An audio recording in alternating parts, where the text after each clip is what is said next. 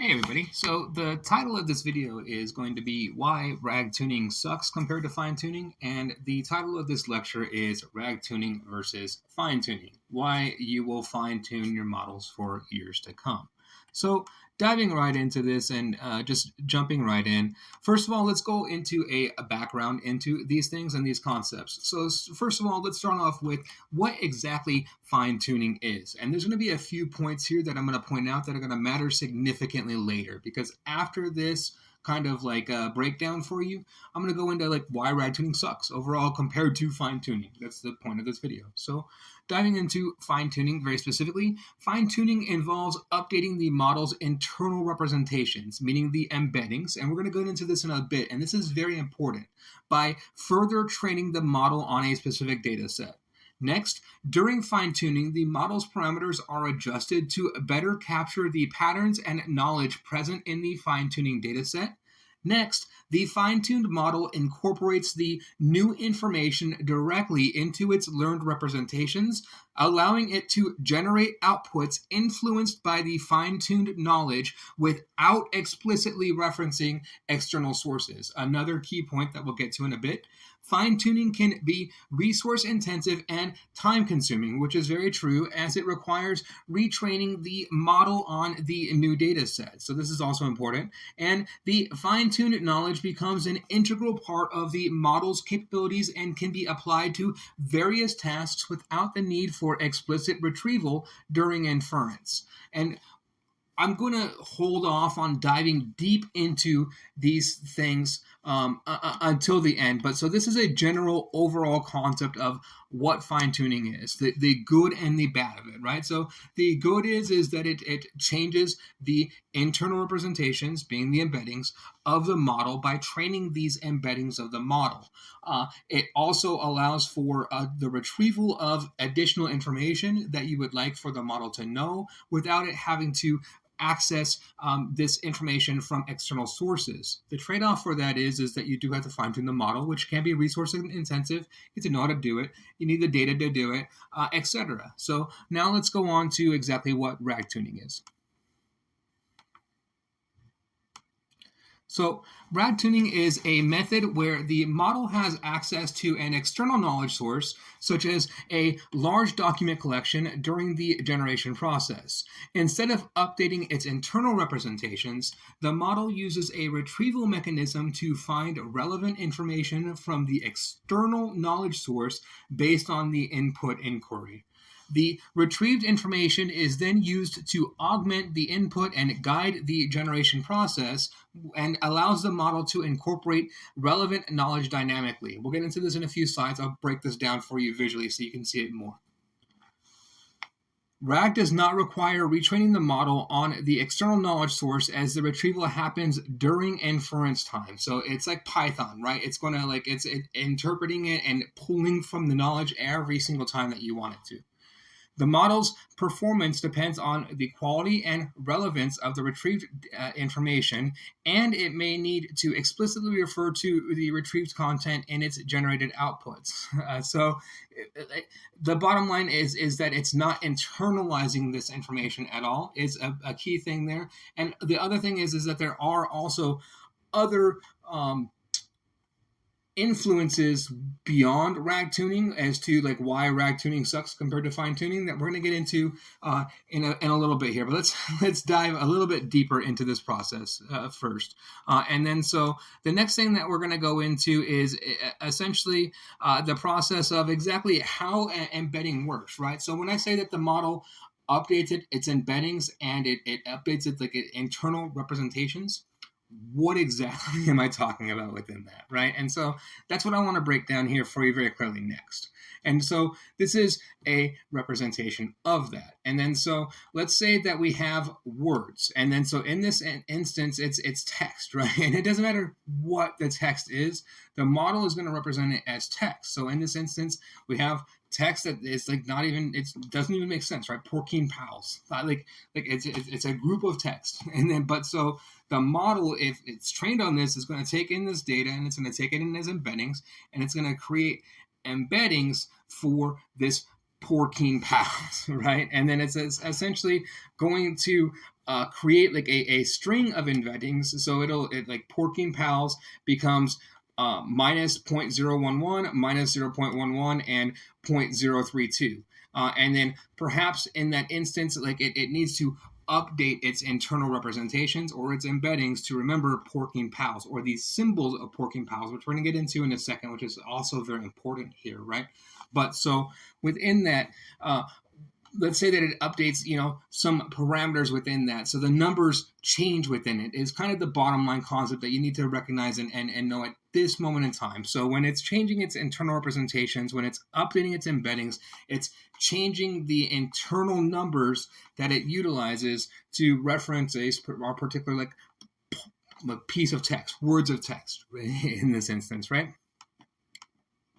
And then so let's take this kind of a level deeper, right? And then so how exactly does this work within the model, right? So essentially what happens is that you train this model on a group of information, and then the model has parameters inside of the model that work kind of like regions of the brain, right?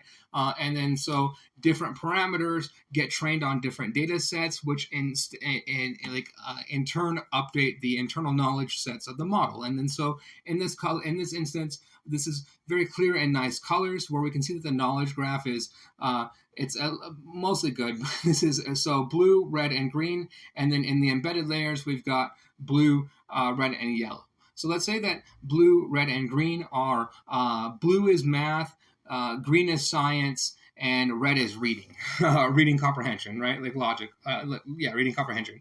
And then so we'll if we train the model on these things, and those things have different numbers, different representations, and accesses different embeddings within the model when it tries to access different information. And then so when we train a model, when we fine tune a model, we update the embeddings on that particular subject in that particular area, depending on what we're training the model on, right? So then in this instance, if we're training it on math, we're going to update the blue embeddings. And then anything that's related to the blue embeddings, there's going to be some change related to it. And that's where fine-tuning comes in. That's an important concept of fine-tuning, right? And then so this is kind of your clear overall concept and simplified, very simplified concept of what fine-tuning is and training overall. So let's contrast this and dive it in like a little bit deeper and look into what the difference is between that and RAG search, right?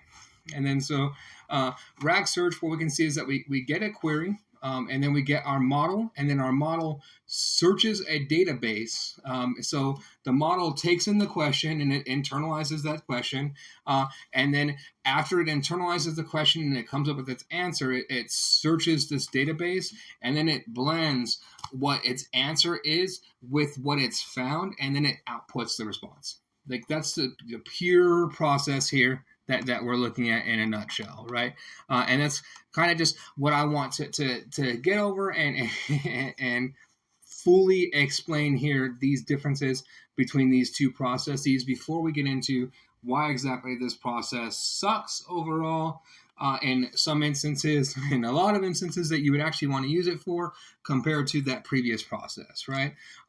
But so now we've got a good understanding of these two overall processes. So let's start diving in and ripping this apart, right? And the reason why I'm doing this is because I honestly I see a lot of influencer types and a lot of people oh, RAG is RAG is going to be everything, right?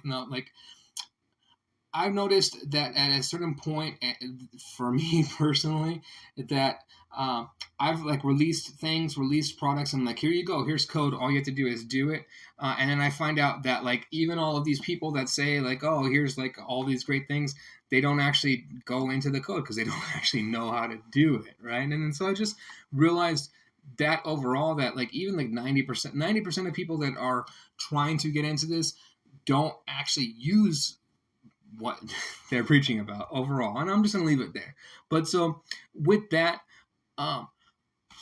as someone that has actually utilized both and extensively RAG tuning and fine tuning, there's instances where like rag tuning just flat out sucks, right? Like, and then so let's get into it. Like, why does rag tuning suck? Number one, reason number one why rag tuning sucks is we're gonna call it the like it's like the needle in the haystack problem, or the man in the middle problem. There's a couple of names for it, right?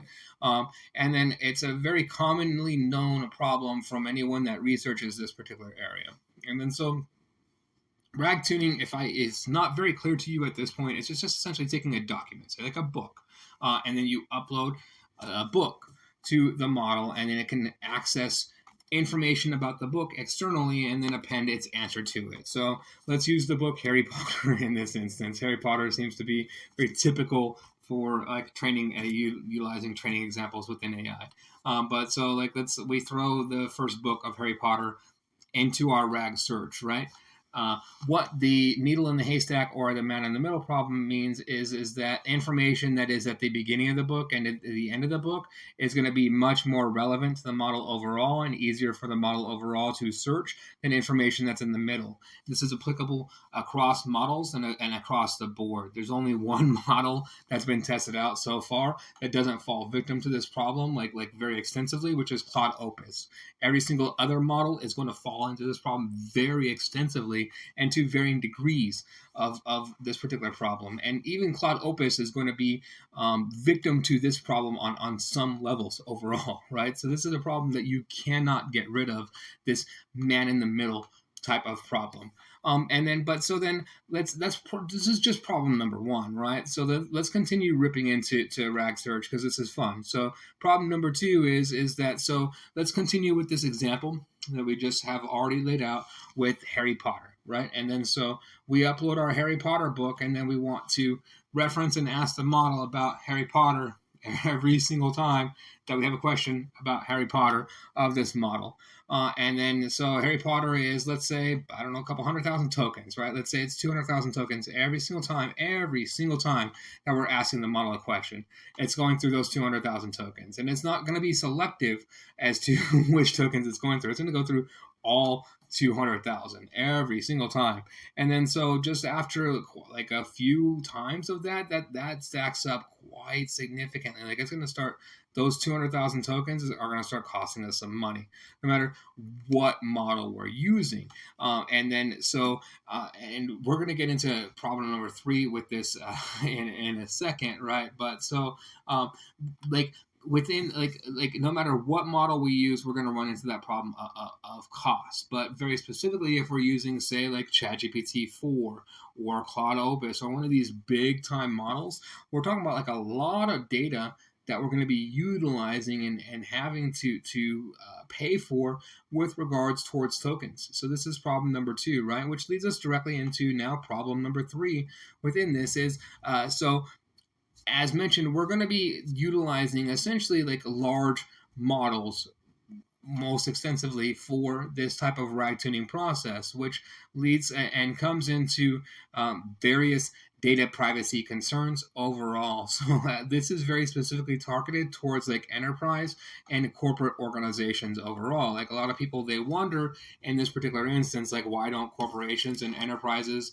get into AI overall and more into it? I understand because of this particular issue right here, right? I'll give you like a flat out example of it, which is Samsung. So Samsung had like an unreleased product, and then all of a sudden they start feeding like a data of their unreleased model into ChatGPT. The next day, ChatGPT all of a sudden starts spouting out information about their unreleased model. So with that, like number one, like the problem number three is that you like, in these general instances of RAG tuning, you're RAG tuning these big models in which you don't have direct control and privacy over your data, no matter what you're doing. So even if you're making this process easier, we've proven so far that you're not making it more expensive. You're making it more expensive, and you're not making it better overall. It's a drop in performance no matter what, right? It's just a matter of how much of that drop in performance is and how much that increase in price is. And then now adding on this third factor, how unsecure are you willing to be with this particular data that you want to RAG tune on? And then so like after all of these things combined, like these are a lot of real world drawbacks, right? And then so the like kind of like the researcher dream with RAG is that like yeah, it's like a database that you can just go through and like access your data anytime. Like why would you utilize a system like this as opposed to any like as opposed to a uh, like fine tuning a model. And then so this is to me these instances where it's like we get into these separations and these differences between academia and real world, like life in a vacuum compared to life in not like in a real world scenario. You face real world problems, and then you start examining these things, and it doesn't make real world sense as to why rag tuning in a real world situation is going to replace fine tuning on any level, on performance, on cost, and on security. And these are the three big things that corporations care about. Researchers might not care about these three things, but these are what I just listed off are like the big three to any corporation or any executive on the planet. And then so with those things in mind, like it's counterintuitive to me to keep like pushing that rag is the future above fine tuning. No, like I fine tune all the time. Fine tuning is not going away. Fine tuning it's a better model overall, depending on exactly what you're looking for. And in a lot of instances, it makes rag tuning suck. And then so if you like this type of content, please like and subscribe. Thank you very much.